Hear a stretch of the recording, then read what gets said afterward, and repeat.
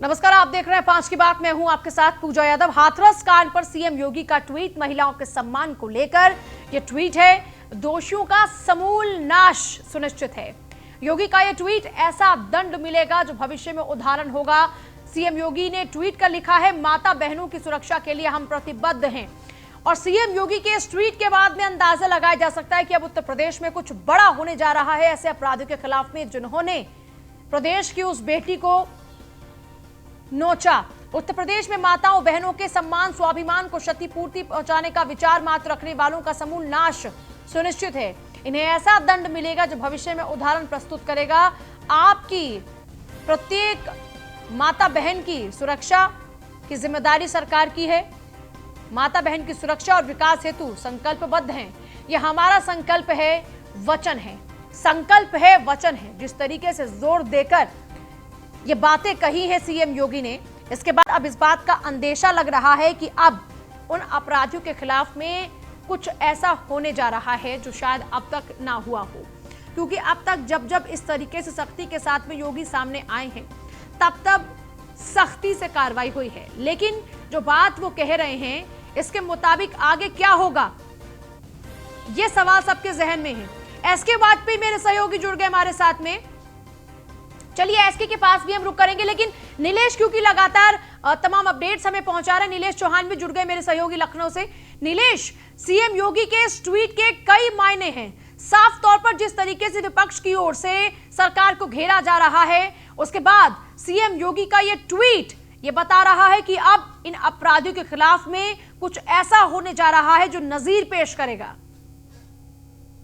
देखिए पूजा, बिल्कुल उत्तर प्रदेश में जिस तरीके से विपक्षी पार्टियों ने सरकार को घेरने का काम किया है, चाहे वो हाथरस की घटना हो, बलरामपुर की घटना हो, आगरा की घटना हो, भदोही की घटना हो या फिर लखनऊ की घटनाएं रही हो, सरकार को लगातार विपक्षी पार्टियां घेर रही हैं। चाहे वो समाजवादी पार्टी हो, बहुजन समाज पार्टी हो, कांग्रेस हो या आम आदमी पार्टी हो, लगातार सड़कों पर उतरकर इनके द्वारा प्रदर्शन किया जा रहा है। साफ तौर पर कहा गया कि उत्तर प्रदेश के अंदर बहु बेटियां सुरक्षित नहीं है। इसके बाद उत्तर प्रदेश के मुख्यमंत्री योगी आदित्यनाथ ट्वीट करके उत्तर प्रदेश की महिलाओं की सुरक्षा को लेकर तमाम तरीके की बातें कह रहे हैं। तो कहीं ना कहीं अब चलिए नीलेश, आपके पास हम वापस लौटेंगे। महिलाओं के सम्मान को लेकर सीएम योगी का यह ट्वीट, दोषियों का समूल नाश सुनिश्चित है। हमारे साथ नीलेश लगातार बने। नीलेश, देखिए पूजा, बिल्कुल उत्तर प्रदेश के मुख्यमंत्री ने ट्वीट करके ये साफ कर दिया है कि उत्तर प्रदेश के अंदर हाल ही के दिनों में एक बड़ा अभियान चलाया जाएगा जिसमें जो छेड़छाड़ करने वाले लोग हैं, बलात्कार जैसा अपराध करने,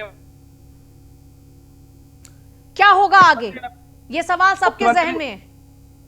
मुख्यमंत्री ने साफ तौर पे ये चेता दिया है कि उत्तर प्रदेश के अंदर हाल ही के दिनों में जल्द एक बड़ा अभियान चलाया जाएगा जिसके अंदर तमाम ऐसे लोगों को चिन्हित करके ऑपरेशन चलाया जाएगा जिसमें बलात्कारी होंगे, छेड़छाड़ करने वाले होंगे या महिलाओं के ऊपर छींटाकशी करने वाले लोगों की लंबी लिस्ट तैयार की जाएगी। लिस्ट तैयार करने के बाद उनके खिलाफ एक बड़ी कानूनी कार्रवाई की जाएगी। मुख्यमंत्री ने साफ तौर पे ट्वीट में लिखा है कि ऐसे लोगों का उत्तर प्रदेश के अंदर नीलेश, अभी तक हमने देखा इस पूरे मामले में जो सख्ती बरतनी चाहिए थी, उस सख्ती के हिसाब से एसआईटी का गठन सीएम योगी ने किया। इसके अलावा फास्ट ट्रैक कोर्ट में इस पूरे मामले में सुनवाई होगी। हफ्ते भर में एसआईटी इस पूरे मामले की जांच रिपोर्ट सीएम के समक्ष रखेगी। लेकिन अब इसके अलावा और क्या सख्ती होगी? देखिए पूजा, बिल्कुल अगर हम बात करें उत्तर प्रदेश के मुख्यमंत्री की, तो मुख्यमंत्री ने साफ तौर पर तमाम दिशा निर्देश जारी किए थे, लेकिन लापरवाह अधिकारी संभलने का नाम नहीं ले रहे हैं। हाथरस के डीएम की बात करें, वहां के एडीएम की बात करें, एसडीएम की बात करें, साफ तौर पे उन्होंने अभद्रता की है। चाहे वो पुलिसकर्मी मीडिया कर्मियों के साथ अभद्रता करने का मामला हो, या फिर जो राजनीतिक दलों के प्रतिनिधि मंडल वहां पर पहुंच रहे हैं उनके साथ धक्का मुक्की करने का मामला हो, या फिर कांग्रेस के जो बड़े नेता माने जाते हैं राहुल गांधी को धक्का देकर गिराने का मामला हो, तमाम तरीके की घटनाएं हाथरस मामले में देखने को मिली हैं। फिलहाल उत्तर प्रदेश के मुख्यमंत्री ने अपने स्तर पर तमाम प्रयास किए हैं कि उत्तर प्रदेश के अंदर महिलाओं को सुरक्षित महसूस कराया जाए, लेकिन अधिकारी जो है जिनके कंधे पर ये बड़ी जिम्मेदारी दी गई है, वो कहीं ना कहीं लापरवाह बने हुए हैं, जिसका नतीजा है कि उत्तर प्रदेश में आए दिन कहीं ना कहीं बच्चियों के साथ, महिलाओं के साथ, बुजुर्ग औरतों के साथ बलात्कार जैसी विपत्त घटनाएं सामने आ रही हैं। फिलहाल जब आज मुख्यमंत्री ने ट्वीट किया, इस वक्त सबसे बड़ा सवाल ये है कि अभी तक ऐसे अपराधियों के खिलाफ में एक बड़ी कार्रवाई जिसको सबने सराहा, वो था हैदराबाद में जो एनकाउंटर हुआ था। और पूरे देश में लगातार यही मांग उठी कि ऐसे अपराधियों के खिलाफ में ऑन द स्पॉट सिर्फ यही कार्रवाई होनी चाहिए, लेकिन संवैधानिक तौर पर यह मुनासिब नहीं है, कानूनी रूप से उसको वाजिब नहीं ठहराया जा सकता। तो अब उत्तर प्रदेश में ऐसा कौन सा नया उदाहरण होगा ऐसा क्या होने जा रहा है, इसको लेकर कुछ बुगाहट है? क्योंकि हमने बिकरू कांड में देखा, जब सख्ती की बात आई और जब सख्ती दिखाई गई तो हमने देखा कि किस तरीके से एनकाउंटर हुआ विकास दुबे का। तो अब उत्तर प्रदेश में ऐसा क्या होने जा रहा है? देखिए, मुख्यमंत्री ने साफ तौर पे कहा है कि जो एसआईटी की टीम लगाई गई है वो 7 दिन के अंदर अपनी जांच रिपोर्ट उत्तर प्रदेश सरकार को सौंपेगी। जांच रिपोर्ट के आधार पर फास्ट ट्रैक कोर्ट में इन अपराधियों के खिलाफ मुकदमा चलाया जाएगा और मुकदमे में सख्त दंडात्मक कार्रवाई करने के निर्देश भी मुख्यमंत्री की तरफ से दिए गए हैं। ऐसे में ये कहा जा सकता है कि जो जज ये फैसला सुनाएंगे, जब ये फास्ट ट्रैक कोर्ट में इसकी सुनवाई होगी, तो कहीं ना कहीं बड़ी कार्रवाई उत्तर प्रदेश के अंदर की जा सकती है, ताकि आने वाले दिनों में जो इस तरीके की मानसिकता रखने वाले मानव के रूप में दानव जैसे जो लोग हैं, उनके पास एक बड़ा संदेश जाए, ताकि उत्तर प्रदेश के अंदर जो महिलाओं के ऊपर, बच्चियों के ऊपर इस तरीके की घटनाएं सामने आ रही हैं, उसमें कहीं ना कहीं कमी देखने को मिले। फिलहाल उत्तर प्रदेश में तमाम जगहों पर राजनीतिक दल उत्तर प्रदेश में महिलाओं की सुरक्षा को लेकर सरकार को घेरते हुए नजर आ रहे हैं। उसी का नतीजा है कि लगातार उत्तर प्रदेश की मीडिया के साथ दिल्ली की मीडिया भी हाथरस में जमी हुई है। उसके अलावा इंटरनेशनल मीडिया भी इस पूरे मामले पर अपनी नजर बनाए हुए है। अब देखने वाली बात यह होगी कि ऐसे दरिंदों को किस तरीके की सजा दी जाती है। फिलहाल अगर हम हाथरस के डीएम की बात करें, वहां के एसडीएम की बात करें, तो जिस तरीके की अभद्रता वहां के एसडीएम और डीएम के द्वारा मीडिया कर्मियों के साथ की गई, मीडिया कर्मियों को लोकतंत्र का चौथा स्तंभ कहा जाता है। मीडिया कर्मी ही सरकार की बात जनता को पहुंचाते हैं, जनता की समस्याएं सरकार तक पहुंचाते हैं। ऐसे में जब उन पर ही प्रतिबंध लगा दिया जाएगा, तो कहीं ना कहीं जो सच्चाई है, जो सच्चाई जनता तक पहुंचनी चाहिए, सरकार तक पहुंचनी चाहिए, उस पर रोक लगाने का काम वहां का जिला प्रशासन कर रहा है। फिलहाल ऐसी कौन सी वहां पर जांच हो रही है, ऐसी कौन से वहां पर दिशा निर्देश? नीलेश, इस पूरे मामले में जो सख्ती की बात की जा रही है, क्या ये भी मानकर चले कि हाल ही में आप डीएम के खिलाफ कोई बड़ी कार्रवाई हो सकती है? क्योंकि अंदर खाने ये जानकारी भी मिल पा रही है कि अब डीएम के खिलाफ में एक्शन लिया जा सकता है, क्योंकि डीएम के उस बयान और वो जो पूरा कॉन्वर्सेशन था, उस कॉन्वर्सेशन की वजह से खूब फजियत हो रही है सरकार की और प्रशासन की। देखिए, बिल्कुल कार्रवाई होनी निश्चित है, क्योंकि इससे पहले भी जहां कहीं भी अधिकारियों की लापरवाही पाई गई है, मुख्यमंत्री ने सीधा हंटर उन पर चलाया है। हाथरस की अगर हम घटना की बात करें, तो डीएम साहब ने पूरा प्रयास किया कि इस घटना को दबाया जाए, लेकिन पीड़ित परिवार के जिस तरीके से लगातार वीडियो वायरल हो रहे हैं, पहले पुलिस की थ्योरी कुछ और कहती थी, अब पुलिस कह रही है कि पीड़िता के साथ बलात्कार जैसी कोई घटना ही नहीं हुई है, जबकि हाईकोर्ट, सुप्रीम कोर्ट और स्वास्थ्य विभाग, सरकार खुद मानती है जो पीड़ित होती है या जो पीड़िता होती है, उसका ही बयान सबसे ज्यादा मायने रखता है। वो भी अंतिम क्षणों में पीड़िता के द्वारा दिया गया बयान, उसको पुलिस नकार रही है। वहीं शास्त्रों के अनुसार जब किसी की मौत होती है तो उसको सूर्यास्त के बाद जलाया नहीं जाता है, उसका अंतिम संस्कार नहीं किया जाता है। बावजूद इसके परिवार के बिना परमिशन के डीएम हाथरस और वहां की मौजूदा पुलिस ने जबरन जो है पेट्रोल डालकर नीलेश, मैं आपके पास वापस लौट रही हूँ। देखिए, विरोध बहुत ज्यादा है, नाराजगी बहुत ज्यादा हो रही है। इस बीच डीएम के उस कॉन्वर्सेशन के बाद में हाथरस डीएम प्रवीण कुमार के आवास पर कचरा फेंक दिया गया है। जयपुर आवास पर कचरा फेंका गया है। हाथरस कांड को लेकर लोगों में गुस्सा, आक्रोश इतना ज्यादा है। जयपुर के वैशाली नगर में हाथरस डीएम का घर है, हाथरस डीएम के आवास पर जयपुर में कचरा फेंक दिया गया। ये तस्वीरें आपके सामने देखिए, लोग अपने अपनी तरीके से नाराजगी अपनी दर्ज करा रहे हैं, विरोध अपना दर्ज करा रहे हैं। ये उनका जयपुर में आवास है और उनके जयपुर में स्थित आवास के बाहर देखिए कैसे कचरा यहां पर फेंक दिया गया है। और इसकी वजह है कि जो डीएम बात कर रहे थे परिवार से, उसमें परिवार के ऊपर दबाव बनाने की कोशिश कर रहे थे। देखिए, इतना संवेदनशील ये मुद्दा है, पुलिस की थ्योरी पर बार बार सवाल उठ रहे हैं। मामले में 3 सदस्यीय कमेटी एसआईटी की जांच कर रही है। एक हफ्ते में अब इस वक्त इस पूरे मामले में क्या कुछ रिपोर्ट आएगी, इस पर सबकी निगाह टिकी हुई है। नीलेश हमारे साथ लगातार बने हैं। नीलेश, एक तरफ प्रशासनिक कार्रवाई और दूसरी तरफ जो लोगों का गुस्सा है, अब वो भी झेलना पड़ेगा डीएम को। यही वजह है कि उनके जयपुर आवास के बाहर कचरा फेंक दिया गया। देखिए, बिल्कुल कहा जा सकता है कि लगातार लोगों के दिलों में आक्रोश है, चाहे वो दलित समाज से जुड़ा हो या सवर्ण समाज से जुड़ा हो या किसी भी जाति धर्म मजहब का हो। लगातार लोग इस घटना को लेकर निंदा कर रहे हैं, चाहे उत्तर प्रदेश हो या उत्तर प्रदेश के बाहर के लोग हों। सोशल मीडिया के माध्यम से सड़कों पर उतरकर, कैंडल जलाकर लगातार लोग अपना विरोध दर्ज करा रहे हैं। खासतौर पर अगर हम हाथरस के डीएम की बात करें, तो कहीं ना कहीं उनकी पूरी लापरवाही रही है। जिस तरीके से उन्होंने परिवार को धमकाने का प्रयास किया, वहां पर जो मीडिया कर्मी मौजूद थे, मीडिया कर्मी, महिला पत्रकार मौजूद थी, उनके साथ अभद्रता की गई, गाली गलौज किया गया। लोकतंत्र में कहा जाता है कि मीडिया अपना काम करने के लिए स्वतंत्र है। ऐसे में अगर मीडिया स्वतंत्र है, तो गांव के अंदर उसको क्यों एंट्री नहीं दी जा रही है? चप्पे चप्पे पर पुलिस की निगरानी है, और साफ तौर पे जो बड़े बड़े दावे हाथरस सीएम के द्वारा किए जा रहे हैं कि वो महिलाओं का सम्मान करते हैं। अगर वो महिलाओं का सम्मान करते हैं तो जो वहां पर महिला और कई महिला पत्रकारों के साथ में यह अभद्र व्यवहार हुआ। महिला सुरक्षा की बात की जा रही है और जिस महिला के मुद्दे को उठाने के लिए खुद कई महिला पत्रकार वहां पर मौजूद हैं, उन महिला पत्रकारों के साथ में जो इतने संवेदनशील मुद्दे को लेकर सच को सामने लाना चाहते हैं, उनके साथ में अभद्र व्यवहार किया जा रहा है। बहुत शुक्रिया नीलेश आपका फिलहाल पूरी जानकारी के लिए। देखिए, कुल मिलाकर अगर देखा जाए इस पूरे मामले को लेकर डीएम के खिलाफ में कड़ी कार्रवाई हो सकती है और उन पर गाज गिर सकती है। अभी तक जानकारी सूत्रों के हवाले से मिल पा रही है। इसके साथ साथ अभी देखिए जो सीएम योगी का ट्वीट है उसके बाद ये देखना बहुत जरूरी हो चुका है कि अब ऐसा कौन सा उदाहरण पेश होने वाला है उत्तर प्रदेश में जो ऐसे अपराधियों की नींव हिला देगा। छोटा सा ब्रेक यहां पर ले रहे हैं और इस वक्त की बड़ी खबर सूत्रों के हवाले से बिहार चुनाव की जुड़ी इस वक्त की ये बड़ी खबर है। बिहार में आखिरकार टूट गया क्या एनडीए? सीट बंटवारे पर एनडीए में नहीं बनी सहमति। 143 सीटों पर अकेले एलजेपी चुनाव लड़ेगी। जेडीयू के खिलाफ सभी सीटों पर एलजेपी चुनाव लड़ेगी। हालांकि बीजेपी के खिलाफ उम्मीदवार नहीं उतारेगी एलजेपी। नीतीश कुमार और चिराग पासवान होंगे आमने सामने। बीजेपी दोनों सहयोगी दलों को नहीं रख पाई साथ। एलजेपी का नीतीश कुमार पर बड़ा हमला, भ्रष्टाचार का पिटारा है। सीएम नीतीश के साथ निश्चय को हम नहीं मानते। नीतीश के साथ गठबंधन में चुनाव लड़ने से एलजेपी का इनकार। देखिए, अभी तक ये हो रहा था कि एनडीए के इस कुनबे को साथ रखने के लिए बीजेपी लगातार जो कोशिशें कर रही थी वो शायद कामयाब हो जाएं। अमित शाह जैसे ही ठीक होते हैं, पहली बैठक वो बिहार में इसी गठबंधन को लेकर करते कि कैसे नीतीश और एलजेपी यानी चिराग पासवान के बीच में एक ऐसा सामंजस्य स्थापित किया जाए कि बिहार में बम्पर जीत दर्ज हो पाए। और बिहार का चुनाव कई लिहाज से बीजेपी के लिए बहुत ज्यादा खास भी है। और पहले नीतीश के नखरे झेले और अब एलजेपी ने लगभग ये स्पष्ट कर दिया है कि वो जेडीयू के साथ गठबंधन में नहीं जा सकते। अशीत कुणाल मैनेजिंग एडिटर हमारे साथ में है। अशीत जी, लगातार बीजेपी कोशिश कर रही थी कि दोनों के बीच में ही सामंजस्य को स्थापित कर लिया जाए। यही वजह थी कि बीमारी से तुरंत ठीक होने के बाद अमित शाह ने सबसे पहली बैठक जेपी नड्डा के साथ में इसी गठबंधन को लेकर की थी, लेकिन ये सब कुछ बेनतीजा। एकदम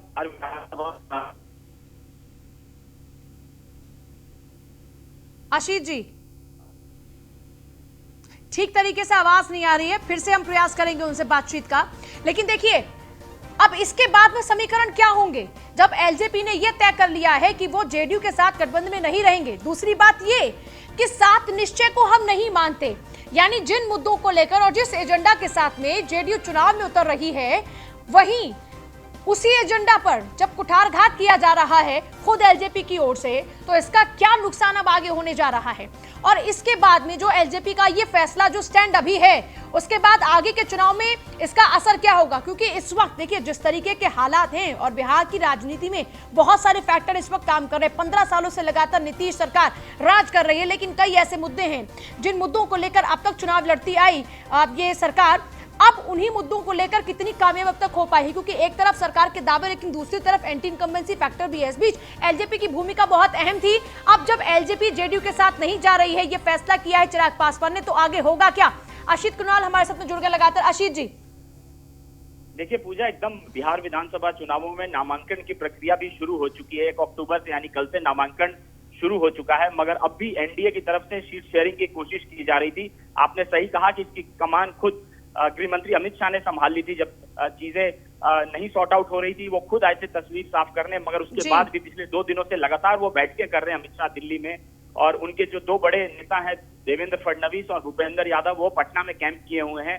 इन तमाम कवायद के बाद भी बीजेपी अपने सहयोगी दलों को एकजुट नहीं रख पाई है। हमारे पास जो इस वक्त सूत्रों के हवाले से बड़ी खबर है कि बिहार में एनडीए टूट के कगार पर है, लगभग टूट चुका है। बहुत कम इस बात की उम्मीद है कि अब बीजेपी अपने दोनों सहयोगी दलों के साथ बिहार में चुनाव लड़ेगी। तो कह सकते हैं बिहार चुनावों से पहले एनडीए को, सत्तारूढ़ एनडीए को, बीजेपी को एक बड़ा झटका लगा है। जो 2 बड़े अहम सहयोगी दल हैं जेडीयू और एलजेपी, उनके बीच में सीट शेयरिंग को लेकर सहमति नहीं बन पाई है।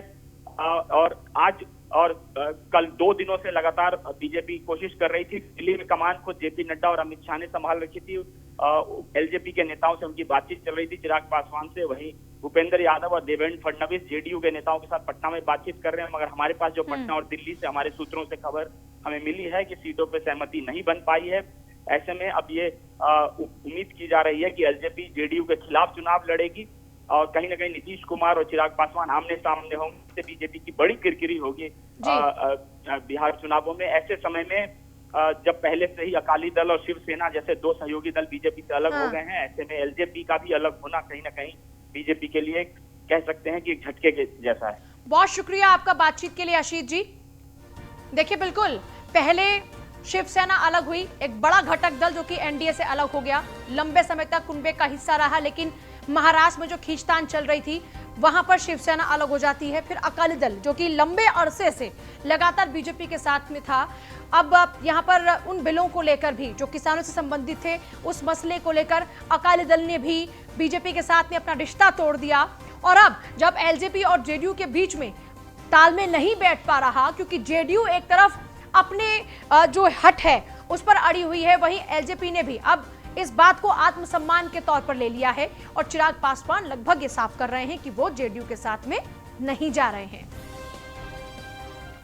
और वाल्मीकि मंदिर पहुंची है प्रियंका। मंदिर में हाथरस की बेटी के लिए प्रार्थना सभा आयोजित। सरकार ने पीड़िता की मदद नहीं की। प्रियंका गांधी कह रही है, दुख में पीड़िता का परिवार अकेला है, हम अन्याय के खिलाफ लड़ेंगे। प्रियंका गांधी का यह बयान। रात में अंतिम संस्कार हमारी परंपरा नहीं है।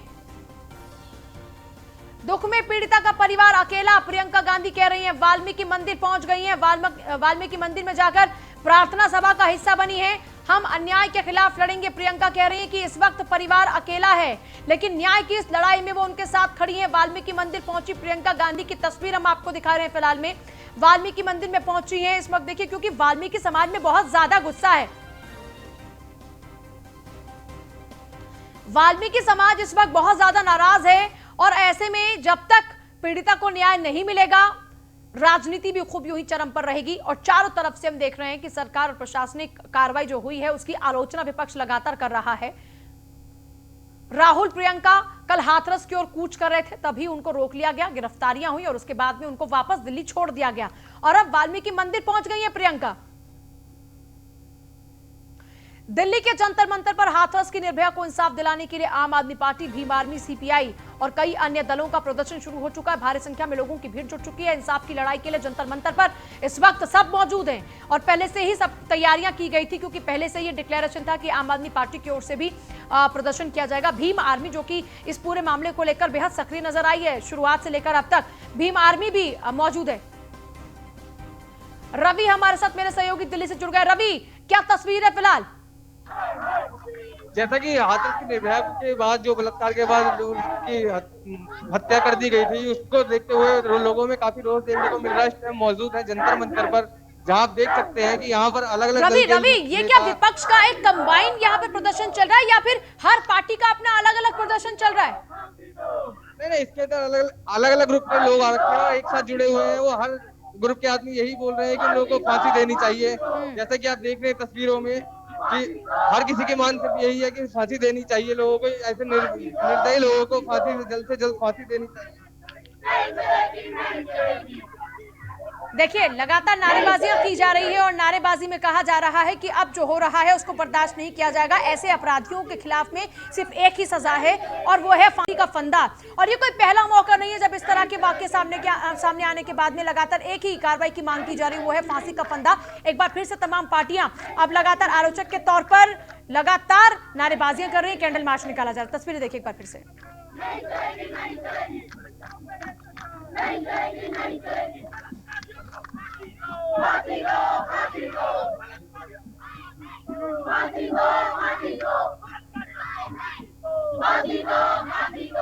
रवि, क्योंकि तीन पार्टियों का जिक्र हो रहा है, तीन पार्टियों के कार्यकर्ता सड़कों पर मौजूद हैं और दिल्ली क्योंकि देश की राजधानी है और इसी दिल्ली में इससे पहले भी पूरा देश एकजुट हो गया था निर्भया को इंसाफ दिलाने के लिए। क्या अब भी लगभग वैसी तस्वीर है?